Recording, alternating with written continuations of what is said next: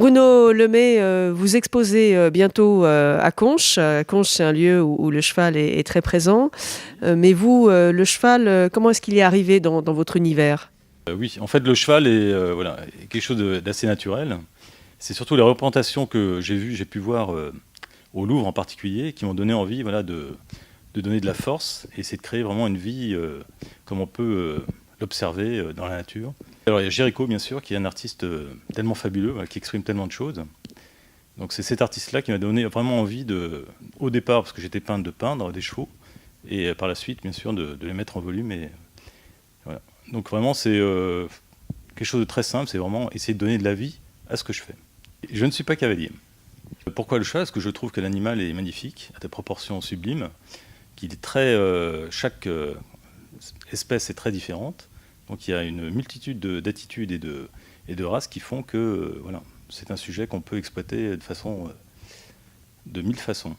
Avec le fer au début, tout à fait. L'idée, c'était de dessiner dans l'espace. Et c'est de créer vraiment, je veux dire, quelque chose qui tenait la route dans tous les plans et qu'on puisse vraiment imaginer vraiment le dessin qui se déployait dans les 3 dimensions. Donc ça, c'était l'idée de base.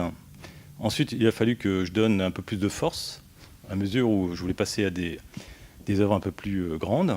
Donc j'ai introduit du bois.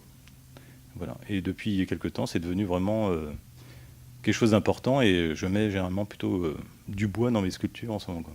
Je trouve ces 2 éléments qui sont assez complémentaires, je trouve, finalement assez bruts.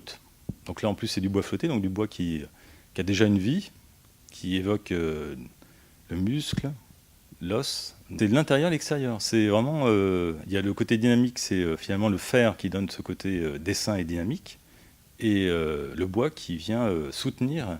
Donc c'est un peu, on peut imaginer que ça soit vraiment l'intérieur du corps. Ouais. J'évoque ma propre mythologie à travers, c'est vrai, des personnages un petit peu spéciaux.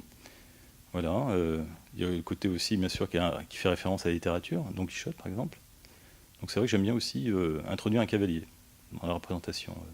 Et Pégase aussi, oui. Donc une autre mythologie, mais c'est vrai que c'est intéressant. Un cheval avec des ailes, c'est assez inattendu.